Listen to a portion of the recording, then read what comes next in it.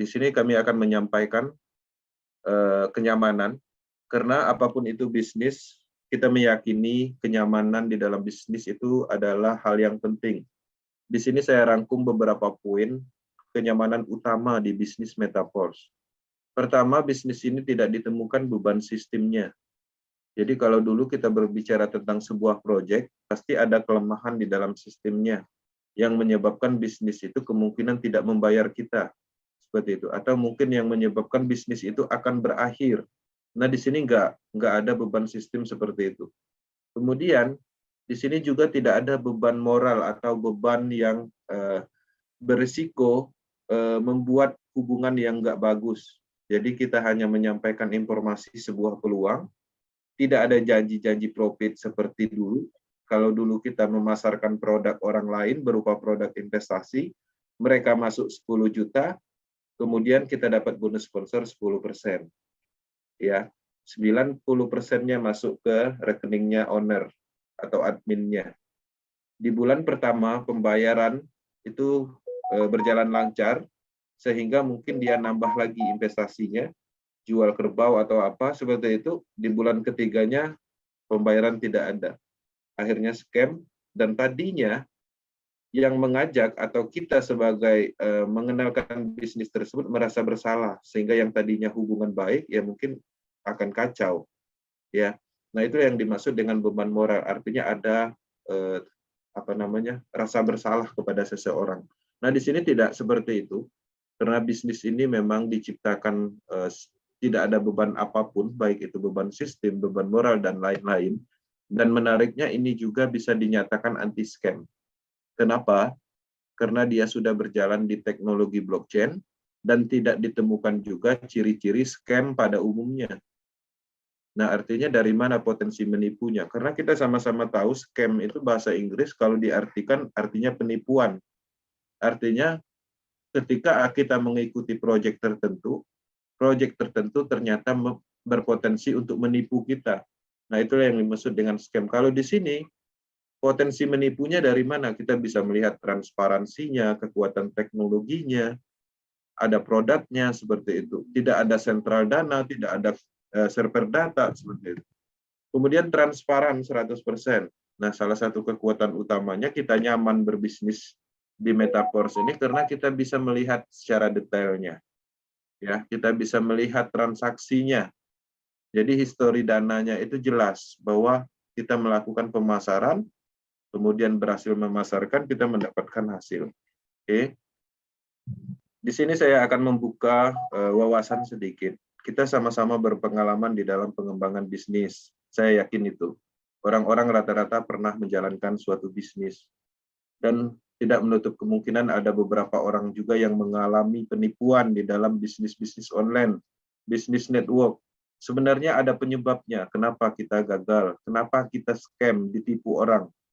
Penyebabnya ya salah satu ciri-cirinya development atau proyek tersebut menggunakan teknologi standar, yaitu data server terpusat. Jadi artinya dia belum menggunakan teknologi blockchain, sehingga kekuatan dari programnya itu gampang sekali diambil alih oleh yurisdikasi tertentu, baik itu pemerintah, hacker, atau mungkin yang punya proyek sendiri, yang mengambil alih mematikan program sehingga tidak bisa diakses.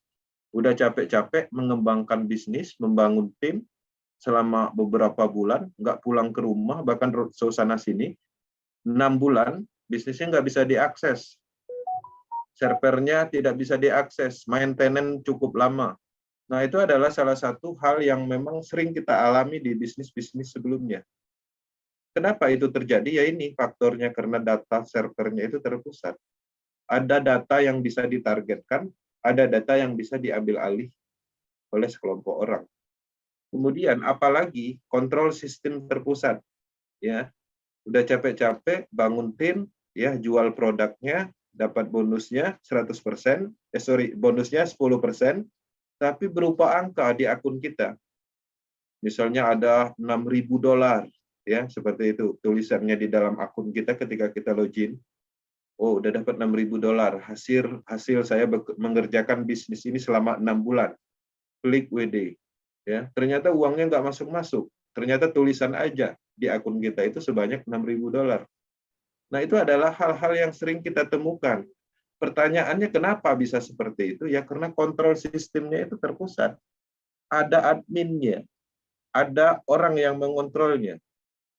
Bisa aja kadang bonus kita udah banyak, kita mengembangkan bisnis, nggak tahu tanpa alasan apapun, akun kita di-ban, di-banned.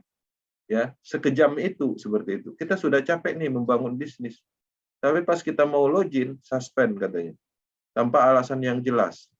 Ya, katanya karena mengembangkan bisnis yang lain. Ada bermacam-macam. Kenapa bisa seperti itu? Artinya kita tidak mendapatkan kebebasan di dalam bisnis. Kita sudah membangun bisnis orang lain, kita diperlakukan lagi seperti itu. Apa nggak kecewa seperti itu? Kebebasan nggak ada. Kita diintimidasi, dikuasai oleh seseorang yang punya proyek. Nah, itulah salah satu hal yang sering kita temukan, yang menyebab kita ditipu. Kemudian yang paling fatal, adanya pengumpulan dana. Teman-teman, menjual produk orang lain, baik itu produk investasi, produk-produk tertentu, teman-teman hanya mendapatkan bonus berupa 10%. Adapun mungkin bonus tambahannya matching, namanya bonus pasangan, bonus kedalaman. Itu adalah bagian dari sistem. Yang pastinya dana-dana itu adalah percikan atau tetesan profit yang kita terima. Dana besarnya masuknya kemana? Ke perusahaan. Ke yang punya proyek, punya owner yang banyak dapatnya seperti itu. Nah, dana-dana itu kan terkumpul di rekening, di wallet tertentu. Itu ada yang akses, ada yang punya seperti itu. Nah, ketika dana sudah terkumpul banyak, target sudah banyak, buat apa lagi mereka sibuk-sibuk memasarkan kalau udah triliunan di dalam rekening tersebut? Mereka akan tutup bisnisnya. Pembayaran akan dihapus. Mereka tidak akan pernah melakukan pembayaran dengan alibi bermacam-macam seperti itu. Nah, artinya ketika dana itu terkumpul, potensinya tinggi terjadi penipuan karena dana kita itu ada di rekening orang. Polanya seperti itu. Jangankan sejenis bisnis pemasaran itu, perbankan aja yang mempunyai legalitas yang cukup kuat, gedungnya ada di mana-mana, tinggi-tinggi lagi, yang punya bukan orang sembarangan, itu pun bisa menipu. Karena faktor apa? Dana. Nah, jadi maksud saya jangan diabaikan. Kita ini berbisnis pemasaran.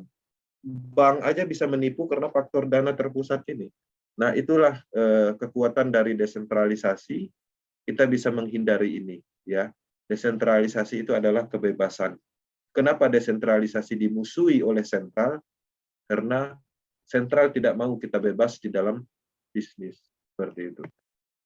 Ciri-ciri yang tadi saya detailkan itu tidak ditemukan di Force dan Metaforce.